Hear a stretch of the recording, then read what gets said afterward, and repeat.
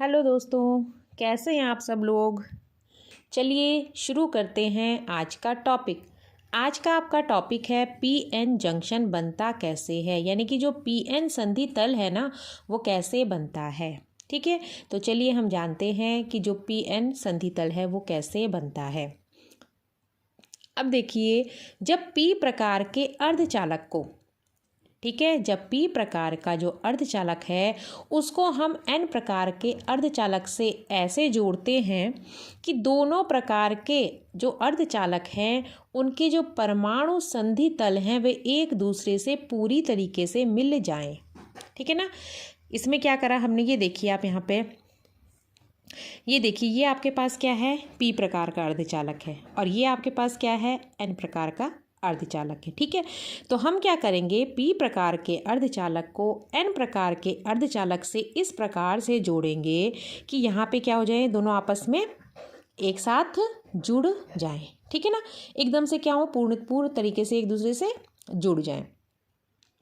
अब देखो, जो अब क्या हुआ, इनके जुड़ने से जो यहाँ पे एक जंक्शन बना, जंक्शन यानी कि जो संधि बनी, उस तल को हम क्या कहते हैं, पी एन संधि तल कहते हैं। ठीक है, आई बात समझ में।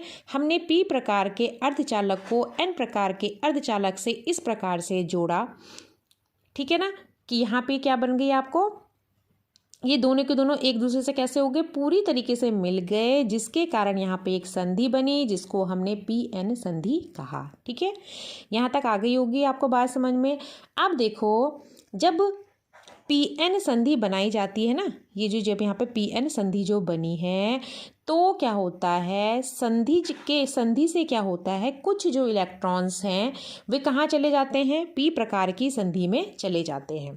ठीक है ना, जब क्या बनती है, संधि तल बनता है इन दोनों का, तो एन प्रकार के जो ये अर्धचालक है यहाँ से कुछ इलेक्ट्रॉन्स कहाँ चले जाएंगे, पी प्रकार के अर्धचालक में चले जाते हैं इस संधि को पार करके। ठीक है, अब देखो, एक के पास नेगेटिव चार्ज है, एक के पास पॉजिटिव चार्ज है, क्योंकि एक विपरीत आवेश है दोनों पे, तो विपरीत आवेश होने के कारण क्या होता है, कुछ इलेक्ट्रॉन्स और होल, मैंने आपको पढ़ा चुकी हूँ, होल्स क्या होते हैं, इलेक्ट्रॉन्स क्या होते हैं, एक पे पॉजिटिव चार्ज होता है, एक पे नेगेटिव चार्ज होता है। ठीक है ना, तो ये क्या है, ये परस्पर एक दूसरे से संयोग करते हैं और एक दूसरे को क्या कर देते हैं, उदासीन बना देते हैं। ठीक है ना, उदासीन आप समझते होंगे जिसपे कोई भी चार्ज नहीं होता है। ठीक है ना, अतः क्या होता है, अब जैसे ये एक दूसरे को क्या करते हैं, उदासीन बना देते हैं, तो जो संधि तल है ना, इसके पास क्या है, दोनों तरफ देखिए एक छोटी सी ये परत बन जाती है, पतली सी लेयर ये जो बन रही है आपकी।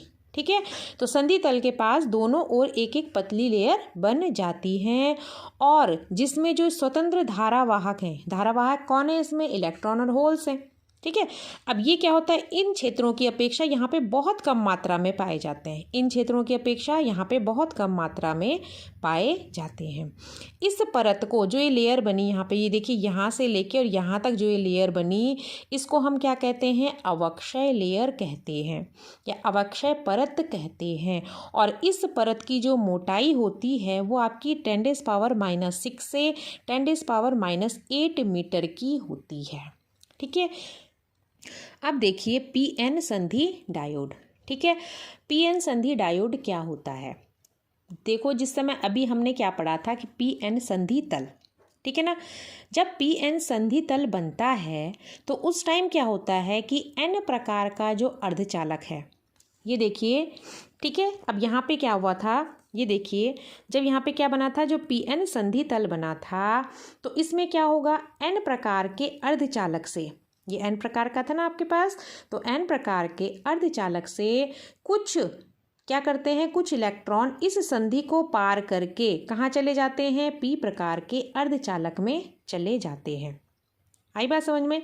जब संधि तल बनता है तो एन प्रकार के अर्धचालक से कुछ इलेक्ट्रॉन्स कहाँ चले जाते हैं, पी प्रकार के अर्धचालक में चले जाते हैं, जिसके कारण क्या होता है, संधि तल के पास, ये संधि बनी थी तो इस तल के पास क्या होता है, जो एन प्रकार का अर्धचालक है वो तो पॉजिटिव हो जाता है और जो पी प्रकार का है वो नेगेटिव यानी कि ऋणावेशित हो जाता है।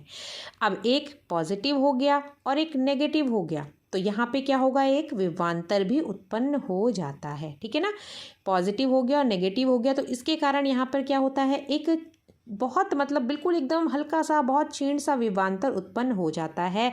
इस विभवांतर को हम क्या कहते हैं, विभव प्राचीर कहते हैं। आई बात समझ में। इस पॉजिटिव और नेगेटिव चार्ज के कारण संधि तल पर क्या होता है, एक विभवांतर उत्पन्न हो जाता है, जिसको हम विभव प्राचीर या पोटेंशियल क्या कहते हैं, बैरियर कहते हैं, या इसको हम संपर्क विभव भी कहते हैं। ठीक है, अब देखो जो आपके पास ये संपर्क विभव था, इसकी जो माप है वो कितनी होती है, 0.1 वोल्ट टू 0.5 वोल्ट तक होती है, जो संधि ताप पर निर्भर करती है। अब इसकी जो वैल्यू है, जो आपकी इसकी जो संपर्क विभव की जो वैल्यू है, आपकी माप है, वो किस पे निर्भर करेगी, जो संधि का जो टेम्परेचर होगा उस पर निर्भर करेगी। ठीक है ना। अब देखो संपर्क विभव के कारण पहले तो क्या हुआ, एक पॉजिटिव हो गया, एक नेगेटिव हो गया, उसके कारण विभवांतर उत्पन्न हो गया। अब क्या हो गया, क्योंकि विभवांतर उत्पन्न हो गया तो उस विभव के कारण संधि तल पर एक आंतरिक विद्युत क्षेत्र भी स्थापित हो जाता है। ठीक है, ये देखिए यहाँ पे एक आंतरिक विद्युत क्षेत्र स्थापित हो गया, जिसको हम किससे डिनोट कर रहे हैं, EI से डिनोट कर रहे हैं। अब क्योंकि ये विद्युत क्षेत्र है तो इस विद्युत क्षेत्र की दिशा कहाँ से कहाँ होगी, पॉजिटिव से नेगेटिव की तरफ हो जाती है, यानी कि N क्षेत्र से P क्षेत्र की तरफ होती है। ठीक है, अब देखो ये विद्युत क्षेत्र क्या होता है, उत्पन्न तो हो गया, लेकिन कुछ समय के बाद ये इतना अधिक हो जाता है कि आवेश जो वाहक हैं उनका आगे विसरण रुक जाता है। विसरण मतलब यानी आर पार जो संधि तल को कर रहे थे ना, वो क्या हो जाएगा, अब रुक जाएगा। ठीक है ना, किसके कारण रुका, विद्युत क्षेत्र बहुत जब अधिक हो जाता है, वो इतना अधिक हो जाता है कि जो आवेश वाहक आर पार हो रहे थे उनका जो आवेश वाहकों का विसरण है वो क्या होता है, रुक जाता है। तो चलिए दोस्तों, आज के लिए इतना ही। उम्मीद करती हूँ कि आपको समझ में आया होगा। मिलते हैं नेक्स्ट वीडियो में।